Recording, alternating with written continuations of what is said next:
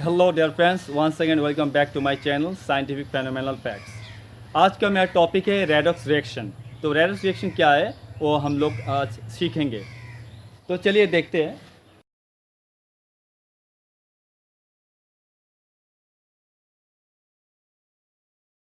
यहाँ में रेडॉक्स का मतलब है रिडक्शन एंड ऑक्सीडेशन।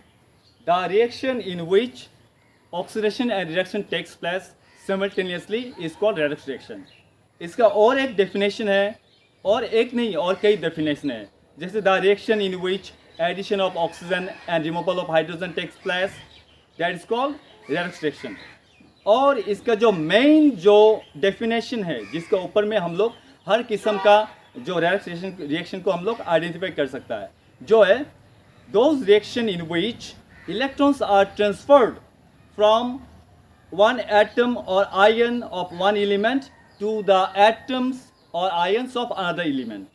यही है मेन फैक्ट जो रेडॉक्स रिएक्शन का है। तो देखिए, हर वो रिएक्शन जिसमें ऑक्सीजन और हाइड्रोजन नहीं रहता है, क्या वो रेडॉक्स रिएक्शन नहीं होता है? होता है।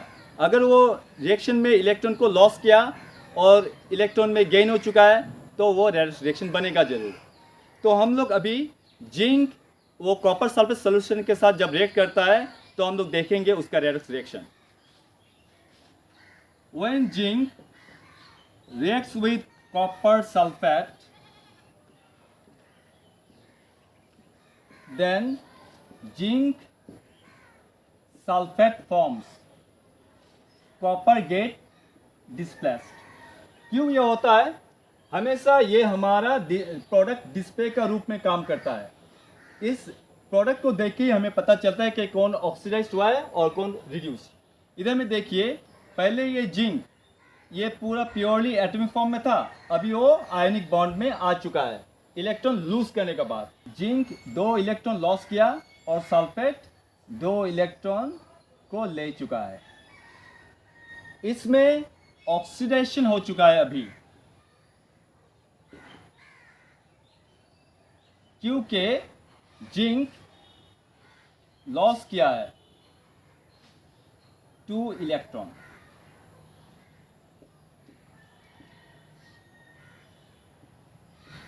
और इसमें जो कॉपर इधर में 2 इलेक्ट्रॉन आयनिक बॉन्डिंग में था, 2 इलेक्ट्रॉन लॉस किया हुआ था, ये अभी 2 इलेक्ट्रॉन को गेन करने के बाद ये अभी आपका प्योरली एटम फॉर्म में आ चुका है, डिस्प्लेस हो चुका है।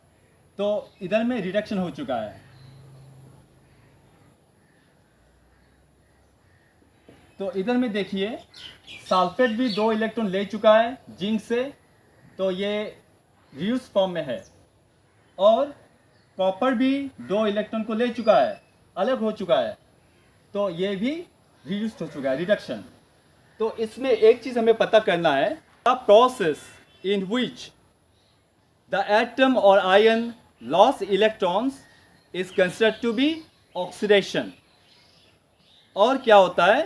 The process in which the atoms or ions gain electrons is considered to be reduction। और एक पॉइंट हमें पूरा अच्छे तरीके से नोट करके रखना है, the substance which loss electrons is considered to be reducing agent and the substance which gain electrons is considered to be oxidizing agent। तो देखिए, इधर में जिंक ऑक्सीडाइज हो चुका है, जिंक ऑक्सीडाइज हो चुका है, तो ये बनेगा रिड्यूसिंग एजेंट।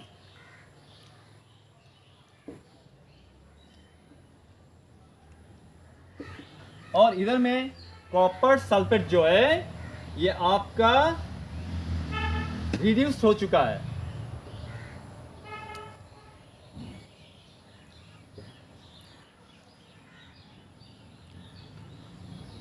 तो ये बनेगा ऑक्सीडाइजिंग एजेंट।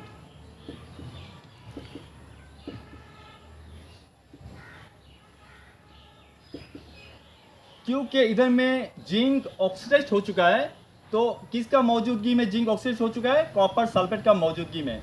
तो कॉपर सल्फेट ऑक्सीडाइजिंग एजेंट बनेगा। और इधर में रिड्यूस हो चुका है कॉपर सल्फेट तो किसका मौजूदगी में? जिंक का मौजूदगी में। तो जिंक बनेगा रिड्यूसिंग एजेंट। तो अभी देखिए हम लोग इधर में और एक जो रिएक्शन है, जैसे हाइड्रोजन अगर क्लोरीन के साथ रिएक्ट किया तो हाइड्रोक्लोरिक एसिड बन जाता है। इधर में देखिए ये गैसियस फॉर्म में था, मॉलिक्यूलर फॉर्म में था, अभी वो आयनिक बॉन्डिंग में आ चुका है। तो हाइड्रोजन एक इलेक्ट्रॉन को लॉस किया, क्लोरीन एक इलेक्ट्रॉन को गेन किया। तो इधर में हाइड्रोजन ऑक्सीडेशन हो चुका है, इधर में हाइड्रोजन ऑक्सीडाइज्ड।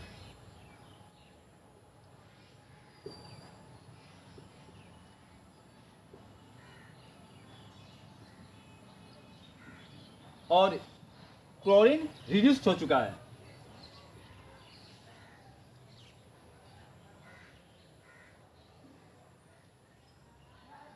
इधर में देखिए हाइड्रोजन ऑक्सीडाइज्ड हो चुका है क्योंकि ये इलेक्ट्रॉन लॉस किया है, तो ये ऑक्सीडाइज्ड हो चुका है इधर में। और क्लोरीन इलेक्ट्रॉन को गेन कर चुका है, तो इधर में ये रिड्यूस्ड हो चुका है। तो इधर में आपका देखिए और एक रिएक्शन में दिखाता हूँ। जैसे हाइड्रोजन अगर वो रिएक्ट करेगा कॉपर ऑक्साइड के साथ तो क्या बनेगा? कॉपर अलग हो जाएगा, बाकी रहेगा आपका H2O।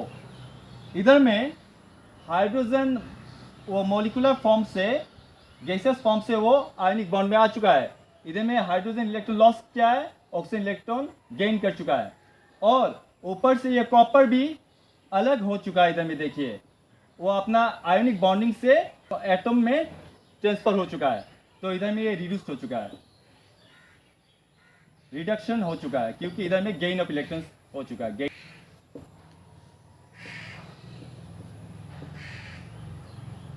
और इधर में हाइड्रोजन लॉस किया, इधर में ऑक्सीडेशन,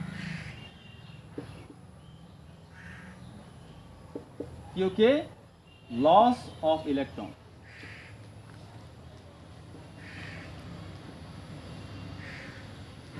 हर वो रिएक्शन जिसमें लॉस ऑफ इलेक्ट्रॉन या गेन ऑफ इलेक्ट्रॉन होता है उसी को हम लोग रेडॉक्स रिएक्शन बोलते हैं। यही इसका फैक्ट है। Hope you understood and enjoyed this very explanation. So if you understood, then keep watching my channel, Scientific Phenomenal Facts. Thank you.